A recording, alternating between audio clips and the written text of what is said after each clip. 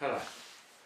What I'm going to try and demonstrate is just an experiment to start practicing yourself, and this is to be able to feel what the energy feels like, to be able to experience this energy that we can use for healing.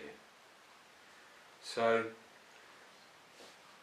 what you're going to do, you first need to get your hands relaxed a little bit and warmed up. So all we're doing is just warming up our hands, and it's just a matter of getting them so they can just feel a little bit more sensitive. Just get the circulation to them. It's no good doing this with really cold hands necessarily, because you just need to get the nerve system working, just so you can feel very subtle feelings. So we're just going to rub the hands together. Okay. And you might see the dog in the background there. That's Luna, sticking her head over. She likes to be on video. She likes to be filmed running normally. And she's going to come up and sit next to me now. There she is. So, with your hands, I just want you to visualise. This is not about meditation. This is about focused thought. You're focusing your thoughts on a ball of energy in between your hands. That's it. So it may be a little ball at the moment. Just focus on that. And I just want you to focus on this ball. Now this can be a ball of electricity, it can be a ball of light, however you would visualise energy, really. It could be a ball of water even, as such. But it's a ball. And what I want you to do is just to expand that ball. So all you're doing is you're expanding that ball in your mind. Simple as that. You're just sending your thoughts, expanding the ball, just wanting to expand. So you're just visualising this ball of energy. So this ball of energy is expanding from your hands. So your hands are sending energy into this ball, and as it sends the energy into the ball's getting bigger. Just get the ball bigger, let it get bigger. Just focus your thoughts on the ball getting bigger. Energy's coming through your hands, coming through your fingertips, coming through your palms, it's coming through the whole of your hands. And then as it gets bigger, keeping that big ball there, I want you just to gently put your hands together and then bring them away. You can do this with your eyes closed. So all you're doing is you're squeezing this ball. So you've got this big energy ball, you're squeezing it down. Just keep moving your hands in and out.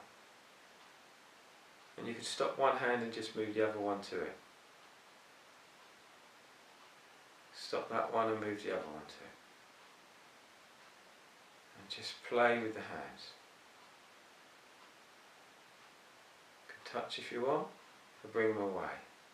But ideally, get close but don't touch. Keep the separation there. So what you may be feeling is just a very subtle sensation, and the sensation is a bit like if you've got bubbles in a bath. If you've got a bubble bath and you pick up the bubbles and you squeeze the bubbles together, it's a bit like that. It's a very subtle sensation. It's just like squeezing a bubble, really. And it is, it's a bubble of energy. It's very subtle. Very subtle. But you can just feel as one hand comes closer, you can feel it affecting the other hand. You can feel it in the other hand. And you bring that one closer, and you can feel the hand getting closer. Okay, and this isn't the heat of the hand. Although heat radiates out, it normally radiates up as well. So it's too subtle to be able to say that it's heat. The sensation you're feeling, it's a bit like pushing two north magnets. If you've got a magnet, you have a north pole and a south pole on a magnet. And we used to do it at school, and then you push the two north poles together, or the two south poles, you get that resistance, and they push away from each other. It's just as you start putting the magnets together, you get that resistance. And this is what this feels like. It's just a slight resistance, very slight. Now if you're not feeling this resistance at the moment, that's fine. Because I've been healing for 20 years, I should be able to feel it back here, easy. Because I've been doing it for 20 years. And the more you practice something, the better it becomes, the better you've become. It's all about practice. So, if you've never done this before, it's going to take a little while to get used to it. But don't give up, don't say, oh, it doesn't exist. I'm telling you it exists. It exists. Right? In my grave stone, it will say, at the top of my grave, it exists. Because I'm telling you now, in the future, it will be proven. Because it does exist. So, just as, people that turn around to me and say, well, it doesn't exist, this don't exist, that don't exist. Oh, there can't be life on other planets, there's not life on other universes, there's nothing out there. There's, all these people that turn around and say, oh, well, you can't cure this, or you can't do that, you can't do this. I call them flatties. Because they would still believe the world was flat. If it wasn't for someone to take a boat all the way around it. So, don't be a flatty on this issue. I just want you to understand, to learn. And you may wonder, what's the point of it? Well, the point of it is if mankind knows that they can heal people, then they will heal people. And people won't just do a 2-minute silence and just think about all the people that was killed in the war. They'll do a 2-minute silence where they'll be healing the people that were killed. They'll be healing. Don't mean they'll still be alive, but they'll be healing the causes of war. They'll be sending their positive, constructive thoughts to improve everyone. But we just got to prove it. And the start is me proving to every individual that they have the ability to do it. So you're just practicing, that's all you do. And it'll take a while before you really can feel it. So other parts of the videos we'll be doing it with people as well. But what I'll be showing you is this ability to, you can feel where the energy on a human body is stronger and where it's weaker. And sometimes it can be where there's inflammation, for instance. As a healer, I can put my hands over someone and I can feel where the inflammation is. But away from the body, so I'm not feeling necessarily the heat that comes from that inflammation, I can just feel the energy that comes from that inflammation.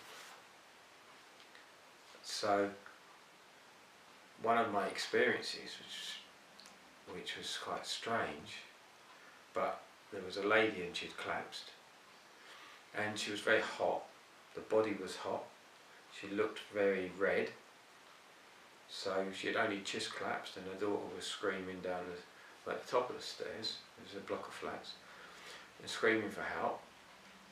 And I ran up and she said, my mum's collapsed, and she collapsed in the doorway, and she was quite a large lady, and she sort of collapsed in the recovery position. So I didn't really want to move her. She was unconscious and she's already in a recovery position, why do I want to move her?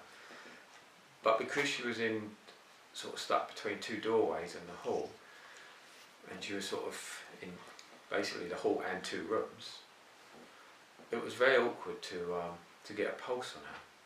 So what I did is I just put my hands just above her body, instinctively. I don't know why I'd done it, I just done it. And as soon as I'd done that, I knew she wasn't breathing.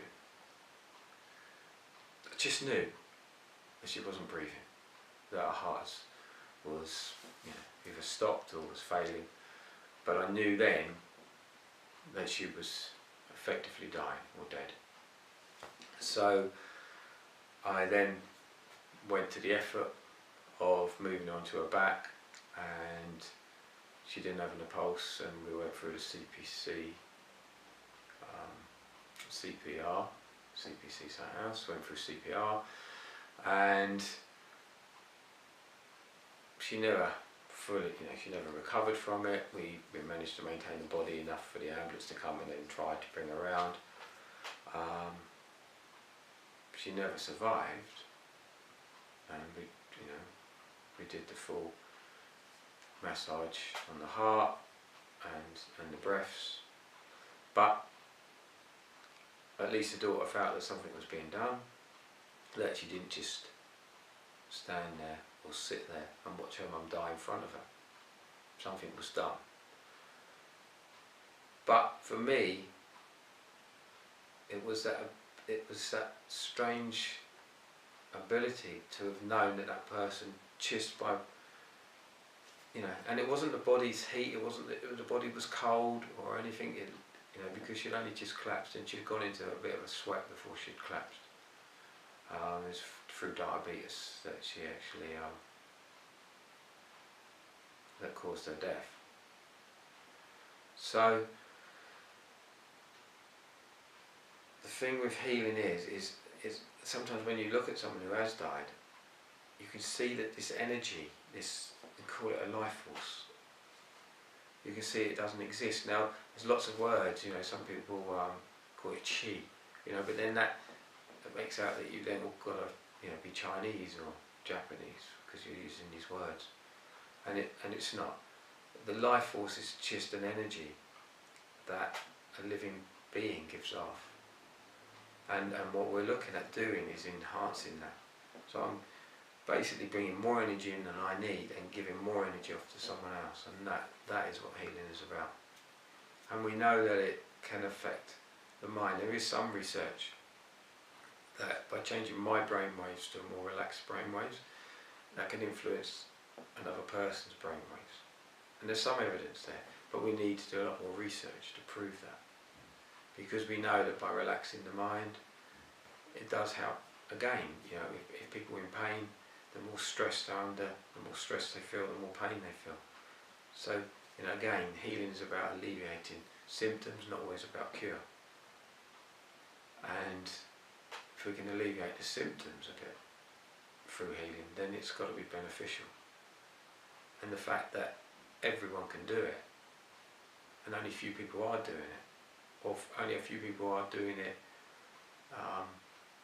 knowingly, because people, this is something that's natural, and this is something that's probably taking place all the time to some degree. What I'm trying to do is to enhance it by making people more aware of it, more focused on it, to be able to give more focused healing. So we're going to go into other areas of healing. We're going to discuss other forms of therapy as well, to try to get people to have a general understanding where this healing energy fits into it all. Thank you.